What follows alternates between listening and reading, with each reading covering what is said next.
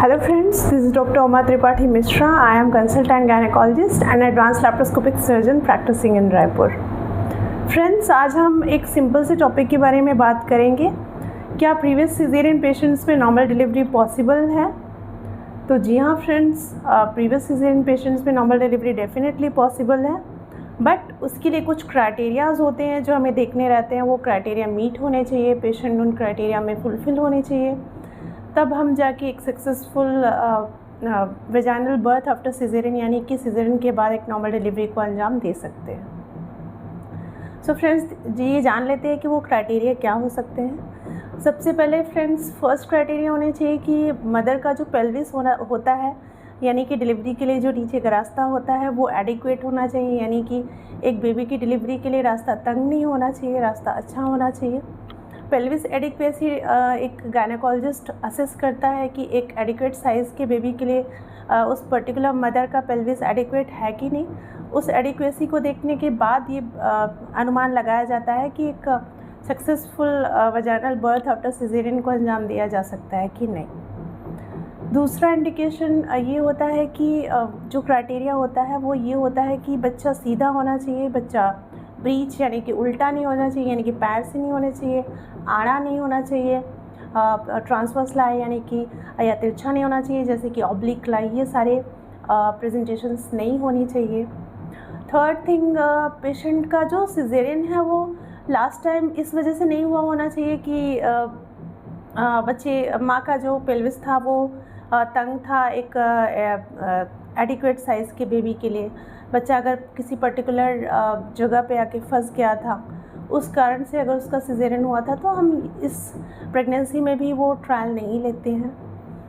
Fifth होता है कि एक उसका जो सिजेरियन का जो थिकनेस है, यानी कि सिजेरियन स्कार थिकनेस देखते हैं, जो कि प्रीवियस सिजेरियन की जो जगह होती है गर्भाशय में, अगर उसका जो थिकनेस है वो एक एडिक्वेट साइज़ का है यानी कि एडिक्वेट थिकनेस का है, तभी हम नॉर्मल डिलीवरी के लिए ट्रायल देते हैं। ऐसा इसलिए करते हैं ताकि हम ये अनुमान लगा सकें कि इस सिजेरियन में कहीं गर्भवती माँ का जो गर्भाशय है वो कहीं फटने के रिस्क में तो नहीं रहेगा। अगर क्योंकि कॉन्ट्रैक्शंस आते हैं तो ये रिस्क रहता है कि ये वाला स्कार गिव अवे कर देगा और फट जाएगा। अगर स्कार फट गया तो बच्चा पेट में आ जाता है और इमीडिएट बच्चे की डेथ होती है, और मदर के लिए अदर कॉम्प्लिकेशंस जैसे कि ball bladder injuries, excessive bleeding होना, ये सारे रिस्क पड़ते हैं। सो स्कार थिकनेस को हम असेस करते हैं सोनोग्राफी के थ्रू। वो मिनिमम 2.5 mm से ज़्यादा होना चाहिए।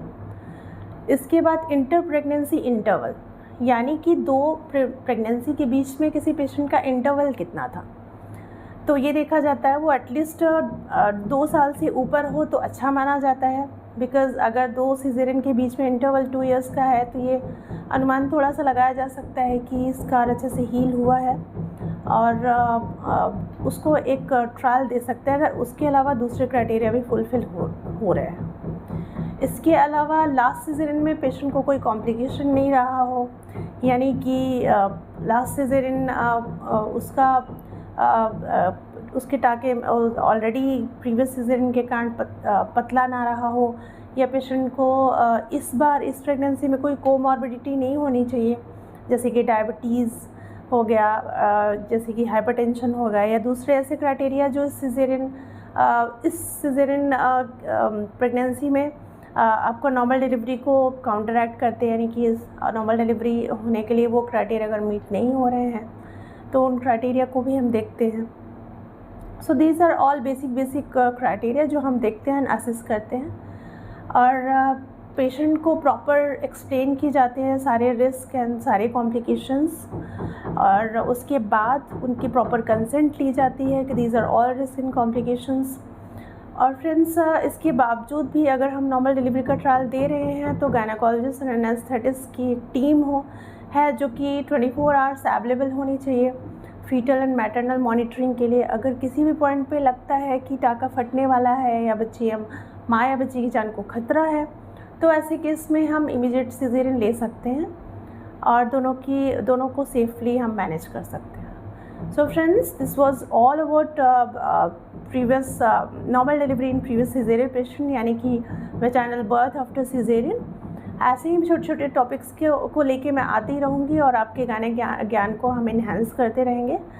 Till then, just stay connected and please subscribe my channel to more and more needy ladies so that we can increase this knowledge to as many as people we can. Thank you so much.